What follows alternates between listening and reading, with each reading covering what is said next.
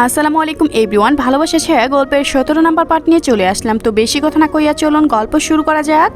পিয়া হুট করেই হেসে পেলে, তারপর বলে, আমিও ভুল করেছিলাম, তুমিও ভুল করেছ, কাটাকাটি হয়ে গিয়েছে, এখন এসব ভুলে যাই আমরা। আপু ফ্রেন্ড। ইরান পিয়ার দিকে হাত বাড়িয়ে দেয়। পিয়া থতমত খেয়ে যায়। ভাবি না বলে ফ্রেন্ড হবে? পরে কিছু একটা ভেবে হাত মিলিয়ে বলে, ডান ননদিনী। আর হ্যাঁ, ভয় পেও না, তোমার ভাইয়ার এসব কিছুই জানবে না। ইরান স্বস্তির নিঃশ্বাস ফেলে। বরকনে রাজি থাকলে তার আর কি করার, যদিও একটু রাগ ছিল তার, তবে বড় ভাইয়ের কথার পর তার কিছুই বলার নেই। সব মিটমাট করে ফেলাই ভালো হবে। সেই ভেবে পিয়ার সাথে হাত সম্পর্ক ভালো করে নিল। রাত 8টার মাঝে রিয়াদ কাজীকে নিয়ে হাজির হয়। বাসঘরে পিয়াকে পাশাপাশি বসায়। এই মুহূর্তে পিয়ার অনেক লজ্জা পাচ্ছিল। একে তো আগে একটা কাহিনী করে পরবর্তীতে সেই ছেলের প্রেমে পড়ে ভিতরে প্রিয়ের প্রস্তাব দেয় সে। এই তো যে সেই কাহিনী নয়, পুরো লজ্জার কাহিনী এটা। পিয়া সম্পূর্ণ সময়টা লজ্জায় মাথা নামিয়ে রেখেছিল। তার কাণ্ড দেখে পিয়াস মনে মনে খুব হাসে। তারপর পারিবারিক সাক্ষী রেখে পিয়া আর পিয়াসের বিয়ে সম্পূর্ণ হয়। বিয়েতে বাড়িতে সদস্য হিসেবে রিয়াদ উপস্থিতি ছিল, যাকে তাদের পরিবারের একজন সদস্য হিসেবেই মনে করা হয়। ড্রয়িং রুমে সবাই উপস্থিতি ছিল। বিয়ে শেষে রিয়াদের সাথে ইরানের চোখাচোখি হয়ে যায়। তখন হুট করে ইরানের মাথায় আসে, ভাবি ভাই মানে তার বিয়াই ভাই হবে। তাহলে কি তার ভবিষ্যতে রিয়াদ নামক ক্লাস টিচারটাই তার বিয়াই হয়ে গেল? ইরান তার পাশে দেওয়ারে ইমনকে খুঁচা দিয়ে বলে, ওই ভাই, রিয়াদ স্যার আমার দিকে কীভাবে বিয়াই হয়ে গেল? এখন বিয়াই হয়ে মজা করতে যাবে? আস্তাগফিরুল্লাহ, ওই অসভ্য টিচারের সাথে আমি কথাই বলবো না। তাহলে ওইসব ফালতু চিন্তা না করে এখন নিজের কথা ভাব। বিয়ে তো হয়ে গেল, এখন তুই কি কোথায় পালাবি? পালাবো কেন? আমি তো পিয়া আপুর সাথে মিটামিটি করে ফেলেছি। আপু বলেছে ভাইয়াকে কিছু জানাবে না। বাহ, এই খুঁটনিটাও শেষ। এই পাক্কা কুতনি ননদি হয়ে গেল। ইরান নে তুই মার খাবি এখন। খাচ্চর পোলা বিয়ে শেষ হতে নৌশন বেগম সবার জন্য খাবারের ব্যবস্থা করেন। খাবার শেষে একটু রেস্ট করে সোমাইয়া বেগম বলে উঠলেন, নৌশান ভাইজান আমাদের যেতে হবে এখন, বেশ রাত হয়ে গেল। এসব কি কথা? বিয়ে হয়ে সারা রাত পারল না, এখনই চলে যাওয়ায় কোথায় আসছো, কোথা থেকে? না পিয়াস আজকে থাকুক আজকে, কিন্তু ইরান ইমনকে নিয়ে চলে যাই আমি, যেহেতু পিয়াসের ছুটি নেই। তাই আপনারা চাইলে এখন পিয়াকে তুলে নেওয়ার কথা বলবো না, পরে না হয় পিয়াসের ছুটি নিয়ে আসায় পিয়াকে শ্বশুরবাড়ি নিয়ে যাব। সে ঠিক আছে, পিয়াস থাকবে আজ, তোরাও থেকে যায় এখানে। না রে, এটা ঠিক হবে না। তাছাড়া থাকার এই একটা ব্যাপার আছে তো, আমরা মানুষ সংখ্যাও বেশি। নৌশান কবির সাহেব আর ভাত নিয়ে নাই। আসলেই তো বাড়িতে থাকার মতো ব্যবস্থাও নেই। আগে থেকে সব জানা থাকলে এই সব বাসা খালি একটা ফ্ল্যাট আছে, সেখানে ব্যবস্থা করা যেত। এখন তো সেটাও সম্ভব না। তবে কবির সাহেব রিয়াদকে বলে, রিয়াদ বাবা তুমি চাইলে ওদের একটু পৌঁছে দিয়ে আসো, রাত তো কম হয়নি। ঠিক আছে খালু, আমি পৌঁছে দিব। পিয়া তার রুমে একা বসে আছে। হুট করে কি থেকে কি হয়ে গেল? সে নাকি এখন বিবাহিত, তাও আবার মেজর সাহেবের স্ত্রী। পিয়াস এখনো বাহিরে রুমে আছে।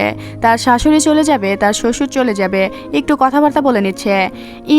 ইমন তৈরি হয়ে মায়ের সাথে বসে আছে। চলে যাওয়ার আগে সুমাইয়া বেগম রিয়াদের কাছে আসেন। ওনাকে দেখেই পিয়া উঠে দাঁড়িয়ে মাথা নাড়িয়ে রাখে। তিনি মুচকি হেসে পিয়ার থুতনিতে হাত রেখে বলেন, ভালো থেকো মা, আমরা পিয়াসকে একটু খেয়াল রেখো। তোমাকে বলে যায়, ছেলেটা তখন থেকে দেখছি ব্যথায় কাতরাচ্ছে, আমাকে বলেনি, ব্যথা চেপে রেখেছে, কিন্তু আমি তো মা, আমি সব বুঝি। একটা ব্যথার ওষুধ দিয়ে দিও, আর জ্বর টর আসলে একটু দেখো। পিয়া মাথা নেড়ে বলে, আচ্ছা আন্টি না আম্মু বলো। তোমায় বলছি আগের কথা ভুলে যাও, আমিও মনে রাখিনি। এখান থেকে বাকি জীবনটা ভালোভাবে চালিয়ে নিও। জি আম্মু। সুমাইয়া বেগম মুচকি হেসে চলে যান। তিনি চলে যেতেই তুবা রুমে আসে। পিয়ার জন্য খাবার নিয়ে এসেছে। বিয়ের পর বাকি সবার সাথে পিয়াস খেয়ে উঠেছিল, তবে পিয়া খায়নি তখনও। সবার মাঝে পিয়াস কিছু বলেনি। এখন তো বা খাবার নিয়ে এসেছে বলে, ধুর তাড়াতাড়ি খেয়ে নাও, দুলাভাই চলে আসবে এখনই, ওনাকে পাশের রুমে পাঠিয়ে দেই। তুই আর আমি একসাথে থাকবো, অনেক দিন ধরে মারামারি করি না রে পিয়া, চল আজকে তোকে একটু মেরে নেই। বেয়াদব মেয়ে, তোর বড় বোন হই আমি, সর যা। এখন তো পাঠিয়ে দিবি, জামাই পেয়েছিস যে। তুবা মুখ ভেঙচি দিয়ে চলে যেতে চায়। তখন পিয়া পিছু ডেকে একটা জিনিস দিয়ে যেতে বলে। কিছুক্ষণের মাঝে তুবা এনে দিয়ে মুচকি হেসে বলে, অল দ্য বেস্ট আপু, মার খাবে বিয়াদব, এখন যাতে ইন থাকে। তুবা হাসতে হাসতে সেখান থেকে চলে যায়। তুবা চলে যেতেই পিয়া কোনো রকম একটু খাবার খায়। তার প্রচণ্ড খিদা পেয়েছিল। তখন সদ্য বিবাহিত বলে সবার সামনে বসে খেতেও লজ্জা পাচ্ছিল। পিয়াস একবার তার হাতের দিকে ধরে অনেকটা আটকানোর চেষ্টা করছিল। পিয়া না থামে চলে এসেছে। খাবার খেয়ে সে একটু বসতেই কট করে দরজা খোলার শব্দ পায়। অনুমতি দেওয়ার আগেই রুমে পিয়াস প্রবেশ করে। তারপর দরজা আটকে পিয়ার কাছে আসে। পিয়া একটু ব্রুকুসকে বলে, সোজা এসে রুমে ঢুকে পড়লেন যে? অনুমতি দিয়েছি আমি। অনুমতি ছাড়া আপনার মনে মাঝে ঢুকে পাচ্ছি, আর এটা তো সামান্য রুম মাত্র।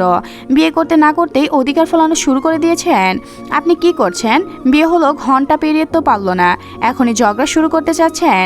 এটা আমার ভৌগত অধিকার, তবে আমারও স্বামীগত অধিকার। পিয়া হঠাৎ একটা ওষুধ খুলে পানিসহ পিয়াসের হাতে ধরিয়ে দেয়। তখন তুবাকে দিয়ে ওষুধ আনিয়ে রেখেছে।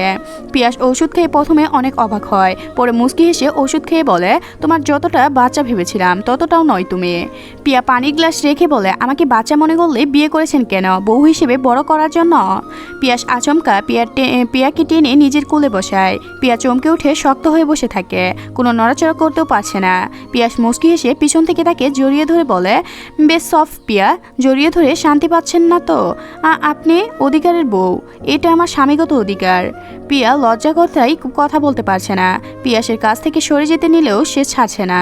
পিয়া কাপা কণ্ঠে বলে, আপনার হাতে তো ব্যথা, ছেড়ে দিন আমায়, নয়তো আরও ব্যথা পাবেন। ওষুধ দিলেন তো কমে যাবে, তবুও তো। Are you cons for me? পিয়া কটমট রাগে ভেঙে বলে, না একদম না। পিয়া হেসে ফেলে। পিয়াকে পাশে বসিয়ে মুখোমুখি বসল। ওকে চলুন, আজ আমরা দুজনে মনের কথা প্রকাশ করি। আপনি বলুন আমাকে নিয়ে আপনার কি কি ভাবনা রয়েছে। পিয়া একটু পিছিয়ে বসতে নিলেই পিয়াস আটকে নেয়। তার হাত দুটো নিজের হাতে মুঠো নিয়ে বলে, এখানে বসে বলুন, দূরে যাবেন না। সত্যি সত্যি বললেই রাগ করবেন না তো? উফ, করবো না, আপনি বলুন। আগে আপনি বলা বাদ দেন, ওয়ার্কওয়াল লাগছে। Oh I see you are feel me your husband. আচ্ছা বলো, আমি শুনছি। পিয়া লজ্জা পেয়ে গাল ফুলিয়ে বলে, আপনি মোটেও ভালো মানুষ নন মেজর সাহেব। আচ্ছা তারপর? আবার খারাপও নন, একটু গম্ভীর আবার গম্ভীর না, রাগী আবার রাগেও না। কেমন যেন আপনি, আমি বুঝলাম না কি থেকে আমি আপনার মনে ধরল। পিয়া হেসে বলে, অনেক কমপ্লিউট আমি। পিয়া, আমি একজনের কাছে এক এক রূপ প্রকাশ করি, যেহেতু আমাদের পরিচয় হওয়ার সময়টা খুবই কম। আশা করি ধীরে ধীরে আমাকে চিনতে পারবেন আপনি। সেই পর্যন্ত সুযোগ আমি আপনাকে দেব, ভয় পাবেন না। আর আপনিও আমায় কেমন মনে করেন? আপনাকে প্রথম ওভার স্মার্ট মনে হয়েছিল, পরে বুঝলাম নিহাত বোকা একটা মেয়ে আপনি। এত বড় হয়েও বড়দের মতো কোনো বুদ্ধিশুদ্ধি আপনার মাঝে নেই। সত্যি বলতে আপনার মাঝে সংসারী হওয়ার কোনো লক্ষণই নেই। আমায় বিয়ে করেছেন কেন? সেই তো আমার কথাই সত্যি হলো। আপনি প্রতিশোধ নিচ্ছেন, বিয়ে করে ফেলে চলে যাবেন, কথায় কথায় বলবেন আমি আপনার বউ হওয়ার যোগ্য না। এসবের জন্যই বিয়ে করেছেন না? পিয়া পিয়াসের হাতের মুঠো থেকে নিজের হাত ছাড়িয়ে নেয়। তারপর মন খারাপ করে উঠে বারান্দায় চলে যায়। পিয়াস মুচকি হেসে পিয়ার পেছনে দাঁড়িয়ে বলে, আমাকে যখন বললে তখন কি আমি রাগ করেছি? এখন তুমি কেন রাগ করছো? আমরা তো মনের ভাবনাটা প্রকাশ করছি, তাই না? কথা বলবে না আমার সাথে? আমার ভুল হয়েছে আপনাকে বিয়ে করে। আপনার এই রূপটা আরও ঘন্টাখানিক আগে প্রকাশ করলেন না কেন? এখন বাকি জীবনটুকু আমি পার করব কিভাবে? আমাকে ভালোবেসে পারবেন? পারবেন? আমাকে আমি গড়ে নেব, নিজের মতো করে তৈরি করে নেব। এই বর্তমান আমিটাকে আপনার পছন্দ না? আমি যদি চেঞ্জ না হই, এই আমাকে নিয়ে সংসার করতে পারবেন না? তুমি বড্ড বোকা মিসেস পিয়া সিদ্দিকিয়া। এই তুমিটাকে ভালোবেসে তো নিজের করে নিলাম, তারপরও তুমি কিসের সন্দেহ করো মেয়ে? হঠাৎ পিয়ার কি যেন হয়, সে ঠোঁট উল্টে পিয়াসকে জড়িয়ে ধরে। ঠিক সময়ে কারেন্ট চলে যায়। বাহিরে আকাশে মেঘ জমেছে, বাহিরে শীতল বাতাস ঘরমুড় জুড়ে বেড়াচ্ছে।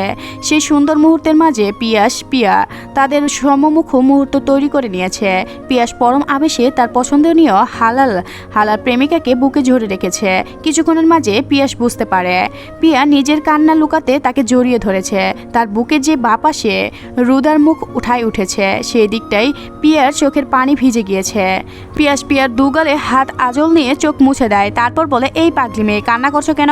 আমার ভাগ্যের ওপর করুণা হচ্ছে আমার। কাল থেকে আমার পরীক্ষা শুরু হবে।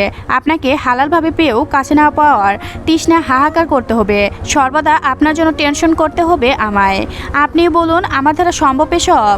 পিয়াস তার চোখের দিকে তাকিয়ে বলে, পারতে হবে আপনাকে।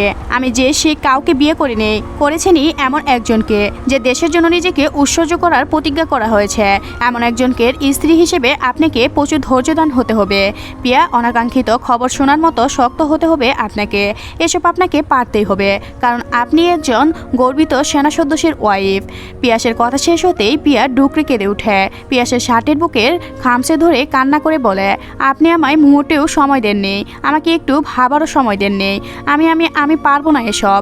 এটা বুঝি আপনার শাস্তির অভিনয় পদ্ধতি? ভালোবাসার মোহ পড়ে গেলাম আমি, আপনাকেও ছাড়তে পারবো না, আবার ছেড়ে থাকতেও পারবো না। কি করব আমি এখন? পিয়াস উত্তর না দিয়ে পিয়াকে শক্ত করে বুকে জড়িয়ে রাখে। পিয়া সেই বুকে কান্না করতে ভাসিয়ে দেয়। তৎক্ষণে প্রকৃতির বৃষ্টির ধারা নেমে আসে। বৃষ্টির ফোঁটা টুপ টুপ করে বারিন্দার গ্লাসে তুলে যায়। হয়তো প্রকৃতিও পিয়ার মতো মনের ভাব প্রকাশ করার সাহস পাচ্ছে। পিয়াস ধীরে ধীরে তার মাথায় হাত বুলিয়ে দিতে থাকে। মৃদুকণ্ঠে বলে, আমি তোমায় সময় দিতে চেয়েছিলাম পিয়া, কিন্তু সময় আমার পক্ষে ছিল না। নয়তো কি এত তাড়াতাড়ি এভাবে বিয়ে করতাম নাকি? সময় নিয়ে এসে বিয়ে করে অনেকটা সুন্দর মুহূর্ত উপভোগ করতাম তোমার সাথে। রাগ করো না সোনা। আজকের গল্পটি এ পর্যন্ত শেষ হয়ে গেল। পরবর্তী পার্ট পেতে অবশ্যই চ্যানেলটি সাবস্ক্রাইব করে রাখবেন। ধন্যবাদ সবাইকে, ভালো থাকবেন।